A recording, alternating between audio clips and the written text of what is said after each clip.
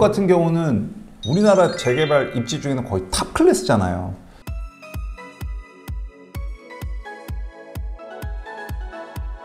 헬로, 부동산 형사 전문 이승현 변호사입니다. 잘 사는 흥부님 모시고 재개발 투자 시 주의할 점에 대해서 좀 여쭤보려고 합니다. 흥부님, 재개발 투자를 하라고 계속 얘기를 하시는데 그렇죠. 주의할 점 혹시 좀 알려주실 수 있을까요? 지난 시간 다 이해되시죠? 내가 상급지로 점프하기 위해서 최고는 재개발이라고. 아파트 대 아파트로 상급지로 이동하는 거는 현실적으로 불가능하기 때문에 여러분들께서 꼭 재개발을 이용하셨으면 좋겠고, 제가 오늘 이거 하나 짚어드리고 가고 싶어요. 재개발 투자를 할 때 입지가 먼저냐 개별 물건이 먼저냐, 이걸 제가 질문하겠습니다. 입지 좋아요. PD님은? 입지. 재개발이라는 입지. 입지, 그렇죠.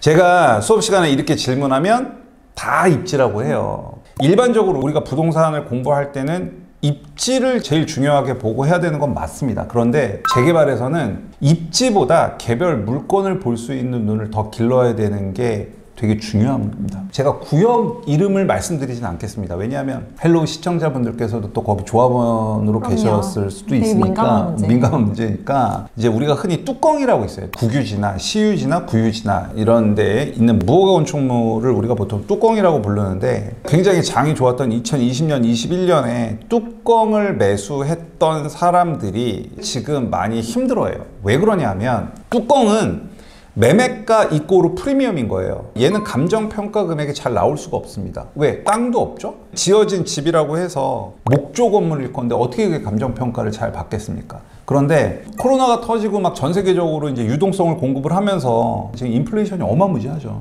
인건비도 오르고 원자재 값도 계속 오르면서 사업비가 폭등하고 있어요. 어쨌든 조합 입장에서는 비용이 늘어나는 거잖아요. 그 비용을 조합원들이 책임을 져야 되는 거고, 그렇게 해서 나오는 게 분담금 폭탄, 조합원 분양가 폭탄, 이런 일이 나온다는 얘기죠. 사업비가 오르면 결과적으로 조합 입장에서는 일반 분양가랑 조합원 분양가를 올릴 수밖에 없어요. 특히 조합원 분양가랑 조합원들에게 가는 감정평가 금액은 상관관계가 굉장히 높거든요. 감정평가 금액이 오르면 조합원 분양가도 오르고, 조합원 분양가가 오르면 감정평가 금액도 오르는 게 통상적인 일인데, 사실 예전에는 감정평가 금액을 대체적으로 낮추려는 경향들이 많았었어요. 감정평가 금액을 높여버리면 현금 청산자의 비율도 높아지고, 조합 입장에서는 사업에 있어서 좀 부담이 되거든요. 그래서 대체적으로 감정평가를 낮게 하고 조합원 분양가를 낮게 하려는 게 추세였는데, 분양가 상한제로 정부에서 일반 분양가를 못 받게 통제를 하다 보니까 결과적으로 일반 분양을 높게 받으려면 원가를 높이면 되는 거거든요. 원가는 뭐냐?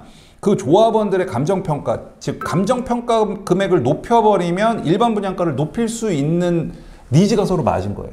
재개발에서는 이주비 대출이라고 해서 감정평가 금액의 몇 퍼센트 이렇게 주거든요. 그럼 감정평가 금액을 높이면 조합원들이 받아갈 수 있는 대출 규모도 커지잖아요. 뭐 여러 가지 이런 이유들 때문에 감정평가 금액도 높이면서 조합원 분양가도 높이는 트렌드로 바뀌었고, 유동성이 풀리면서 사업비마저 늘리면서 이게 더 심화되고 있거든요. 문제의 핵심은 이건 거예요. 뚜껑은 아무리 감정평가 금액을 높여주고 싶어도 높일 수가 없는 거예요.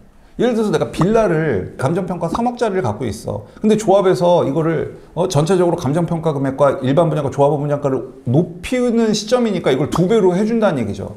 그럼 3억짜리 빌라가 2배의 감정평가를 받으면 6억으로 올라간다는 얘기인데, 뚜껑 같은 무허가 주택들은 감정평가 금액 해봐야 잘 받아야 1,000만 원이란 말이에요. 그거 2배 해봐야 2,000만 원밖에 안 된단 말이에요. 그럼 감정평가는 이렇게 올라가면 조합원 분양가도 똑같이 따라 올라가는 거죠. 이런 무허가 건축물을 갖고 있는 사람은 이 올라가는 조합원 분양가로부터 리스크 해지가 전혀 안 되는 상황이에요. 완전히 분담금 폭탄을 맞는 거예요. 예를 들어 볼게요. 같은 경우는 우리나라 재개발 입지 중에는 거의 탑 클래스잖아요. 그곳에 2020년, 21년에 뚜껑을 샀던 사람들이 최고 실거래가 얼마에 샀냐면 샀어요. 근데 조합원 분양가 폭탄이 떠졌겠죠. 내 감정가가 조합원 분양가만큼 따라오르지 못한 거예요. 그때 당시에 빌라나 뭐 단독다가구를 샀던 사람들이 지금 뭐 장이 어렵다 하더라도 여전히 수익 구간에 있단 말이에요. 감정평가를 제대로 받지 못하는 물건을 사고 지금같이 분양가가 확 올라가면 그때 샀던 사람들은 지금 다 손실 구간 같단 말이에요. 재개발 투자는 물건을 잘못 고르면 아무리 좋은 입지에 산다 하더라도 너무나 큰 손실을 보게 될 수도 있다는 걸 여러분들께서 명심하셨으면 좋겠어요.